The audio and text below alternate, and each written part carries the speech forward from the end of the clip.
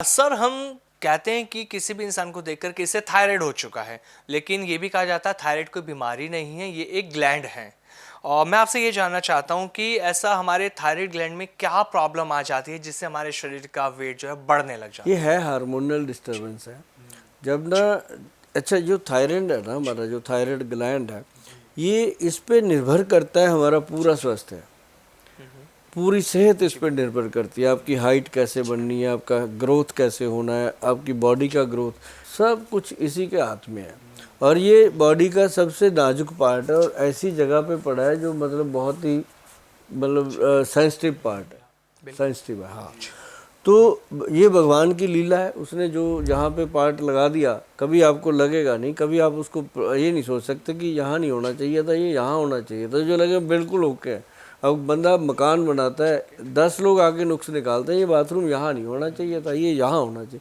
भगवान ने जो यहाँ फिट कर दिया, किसी की हिम्मत नहीं है उस बात को चेंज करने की। सोच भी जाए यार नाक यहाँ नहीं होना चाहिए था, यहाँ होता तो क्या बात होती।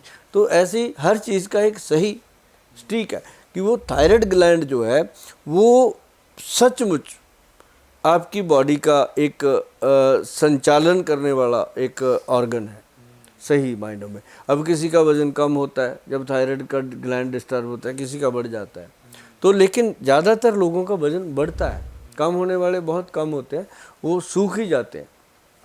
तो ऐसे में जिन लोगों का थायराइड के कारण वजन बढ़ रहा है या थायराइड बहुत ज़्यादा उनको गोली खानी पड़ती है, कोई 100 मिलीग्राम की खा रहा है, कोई 150 मिलीग्राम की खा रहा है, कोई 75 मिलीग्राम की खा रहा है, जबकि अगर 20-25 मिलीग्राम से ये गुजारा हो जाए तो ठीक है। और जिस एक बात और मैं बताऊं आपको कि आयुर्वेद के वैद्य, आयुर्वेद के डॉक्टर, आयुर्वेदिस्ट या नेचुरोपैथिस्ट या योगा वाले गुरु, वो अगर अपनी आई पे आ जाएं फिर तो इसको समाप्त किया जा सकता है, रिवर्स किया जा सकता है, अगर वो लोग और पेशेंट दोनों मिल करके पूरा सहयोग कर दें। हो नहीं पाता, मैं आपको बता दूं। हर 10-15 मिनट में यहाँ से कुछ नीचे जाता ही जाता है, उसको रोक नहीं सकता कोई, है ना। तो वैद्य भी उतना समय नहीं दे पाते जितना उसके लिए चाहिए। तो इसलिए इसका जो सचमुच इसका कोई इलाज है तो वो जो गोली खाते हैं वो उसको खानी पड़ती है। कई लोग कहते हैं इसको छोड़ दो, हम दवाई दे देते हैं। अगर वो छोड़ दिया तो बहुत बड़ा प्रॉब्लम होता है, एकदम से बढ़ जाता है। एकदम से बढ़ता है और इतना बड़ा प्रॉब्लम होता है कि पेशेंट को परेशानी पे परेशानी, परेशानी पे परेशानी होती है। ठीक है। तो लेकिन ये जैसे हम लोग देते हैं, हम क्या कहते हैं, मैं कहता हूँ कि भाई थायराइड ग्लैंड को स्ट्रांग रखो और कुछ ना करो। स्ट्रांग रखने के लिए सबसे बेहतर है काली मिर्च, सौंठ और मग पीपल। 3 चीज़ें हैं, चौथी कोई चीज़ ही नहीं। गुल साहब, ये मग पीपल है क्या चीज़?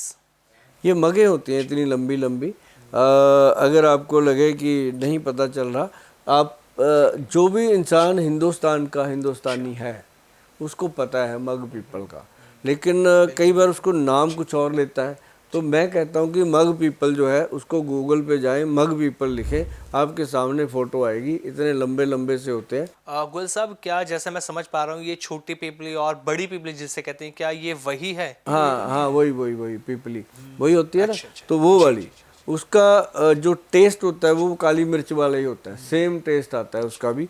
तो वो मग पीपल, काली मिर्च और सौंठ का पाउडर, तीनों को बराबर मात्रा में मिला के बना के रख लो। एक चुटकी भर ऐसे करके खाना खाने से पहले तुरंत मुंह में रख करके चूसना शुरू करो। अच्छा अच्छा। ये फिर सलाइवा से मुंह भर जाता है।